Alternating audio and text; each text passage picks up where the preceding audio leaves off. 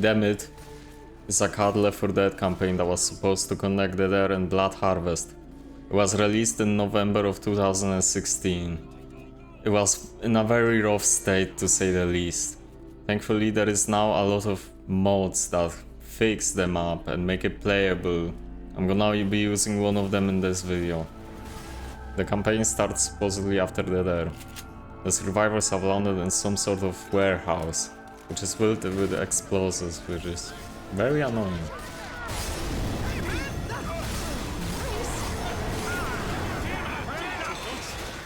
After that, the survivors make it to a farm field, which for the sake I'm gonna call an apple field, because the boxes have apples. Hey, there's weapons over This is here. one of the first time the map uses a scripted sequence, which is spawning common infected as you walk through the field. Weapons over here. And no, it's not just the director, I checked it.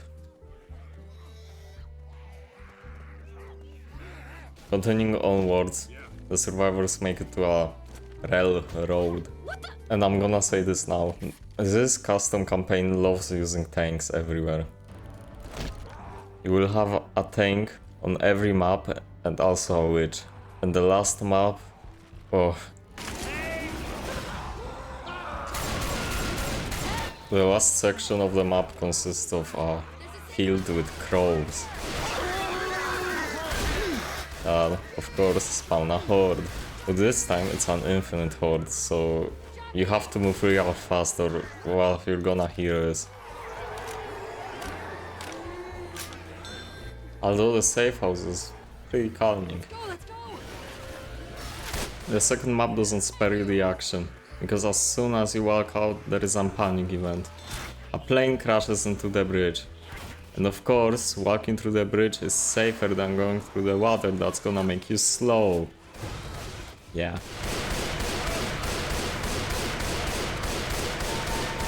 After that, the survivors make it to a trailer park, which is pretty much a fucking maze.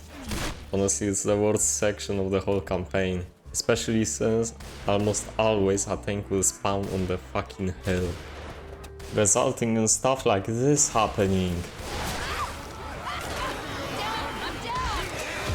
Continuing up the hill, there is a forest fire, kinda like in The Last Stand, which is the worst campaign to exist, by the way. Now the most interesting section of the second map. It suggests that the survivors split up in teams of two, one standing on the tower and the other one activating the main event. And of course the ones in the tower have to cover the ones activating the event, which is moving the logs from the pathway to the dam. I will say this event is pretty easy. But anyways, afterwards the survivors make it to the dam.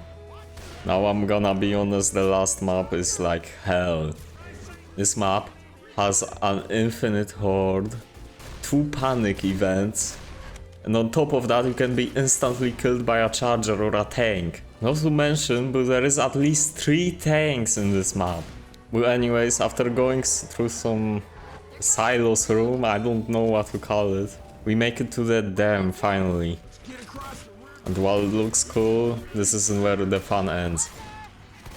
But we gotta open the gates, which will flood us if we're not fast enough to make it to the elevator. This event always spawns a tank and a horde. I don't think the horde's infinite though, so that's a plus. And you're seeing how it looks right now, so imagine how hard it is on expert realism. And after that, the worst part is still coming. And if you have teammates like that, it's gonna be even harder. No offense, Corsair. Now this is the part where the infinite horde and tank spawns come in. It's gonna be 2 tanks and well, an infinite horde, that's hard. Throughout, you have to open the gates to progress. And after the 3rd gate, the map ends. There's nothing more to it. In my opinion, the campaign is short and sweet, but let's move on to the next maps. Unused map designs. Currently in the game files there is a version of the parish that combines the 2 first maps into one big one. There is quite a few changes to how the map looks and plays out. The map is also, well, very broken. It has no lightning, texture issues, placeholder assets, and looks a lot like Left 4 Dead 1 in style. And fun fact, there is a concept art piece that resembles the parish in the early state, and how I mentioned, it looks like Left 4 Dead 1. The first safe room got replaced by a store that still has the same supplies and interior, except the stairs. The park also looks gritty, dark and gritty, like Left 4 Dead 1 beta. Also, I would say everything feels weird in scale, maybe because how empty it is without the zombies and stuff, but I just think the scale of the map is different. The bus depot has the most changes. There is now 2 watchtowers with miniguns you can use to clear hordes or go back behind to help your teammates. The checkpoint isn't a trailer anymore, probably because they didn't have a model yet. Also the bus lounge, I guess, looks different, and it's much smaller in scale. Again, what I've been saying about scale in this map. It's best seen here in this alleyway, which is now very narrow. There is also an early version of the Atrium Mall. This leaked in a Linux build, and as you probably noticed in place, there is a lot of the parish assets. Yeah, this map went through a big change. And it still has the safe room. It looks similar to the vanilla one. Jimmy Gibbs Guard doesn't have a model yet. The ending will have still played out the same, and what I find kinda interesting is that the outside hasn't changed. Dark Carnival. I didn't have a better idea for this section. I wanted to talk about the cat concept of Dark Carnival. In the original concept, the survivors will have helped some NPC, like Dead Center Whittaker, to get access to a bus from Midnight Riders. You, the viewer, you probably know that Nick has voice lines for Dark Carnival that are unused for a hippie. Just by listening to them, you get a good idea on how the map will have played out originally. Have a listen to some of them. Hey, let us in! Always a stinking hippie. I swear to God, it always comes back to making a stinking hippie happy. What are you, an unfriendly hippie? I thought y'all had to be friendly. Okay, look, maybe we can help you, right? Ellis here's a mechanic. Get to the garage! There's the tour bus! Get into the garage! Goodbye, my hippie friend! Then there is also literally nothing else to prove its existence, except the model for the bus being used in the passing.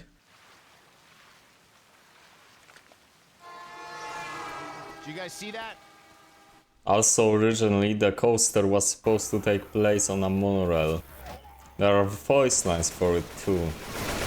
Jump down on this side. Somebody's in the control room. We can jump to the monorail tracks. Unused survival maps. Again, Dark Carnival. The coaster was supposed to be a survival map, and it's still playable if you type in map C5M3 _ coaster space survival. That's a mouthful. The map is okay. There is some changes to accommodate for it being survival, like ladders being placed almost everywhere. I think the map didn't make it to the game because it was too boring. Also, Fairgrounds has a survival map that's unused. This one also is just okay. It exists. It's pretty easy too. There is also 2 Turtle Rock survival maps that were released alongside Demit. This one, name I can't say, I'm sorry. And you can probably see that it's similar to the Sacrifice boats. Well, it actually existed before the Sacrifice, and Sacrifice used it for their map. Fun fact. The map is bad. Also the boat opens up the more we play, so yeah. And no, it's not connected to Demit. There is also a second one called High Rise, which is also bad. Fucking bad. I think it's actually a good thing it wasn't released, but you know, It takes place in an office building that's 3 floors and there is nothing to defend yourself with. There's a lot of new assets for it. Coldstream. If you've been playing Left 4 Dead for a long time, you probably know about the fact that Coldstream had beta versions that were available for public testing. One of the major differences is the finale, where instead of going through some kind of outpost, you just walk through the forest and onto the tower. It varies from version to version. For example, in another version it's just a ladder to heaven. Random.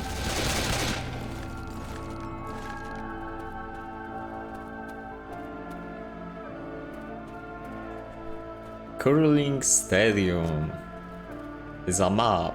That's a curling stadium. Nothing more to say, it's empty. Nothing more to say, it's empty. A lot of people use it for showcasing maps though. There is 2 design maps. One is for a semi-urban environment and the second one is for an urban environment. What you're seeing right now is a semi-urban environment. If you're into making maps, I recommend walking through this map and admiring some stuff, learning from it. It's useful. This one is the urban environment.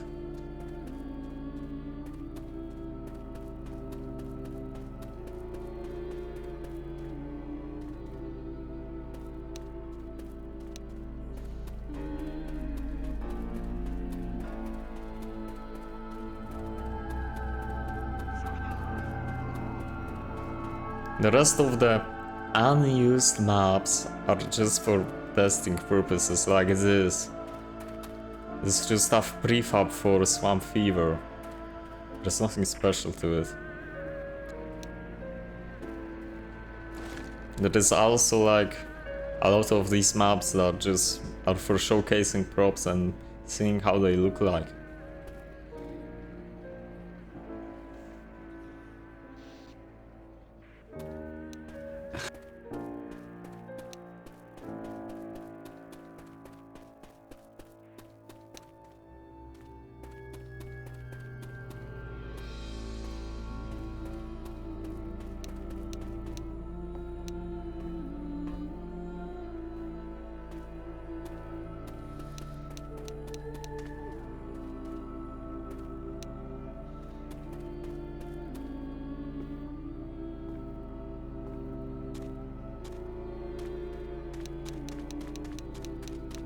Anyways, I didn't have pretty much anything to say in this section, but I hope you...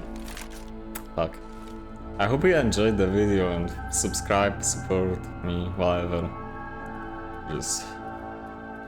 appreciate it. Okay, bye. There is also 2 Turtle Rock... There is also 2 Turtle Rock... Fuck. There is also 2 Turtle Rock...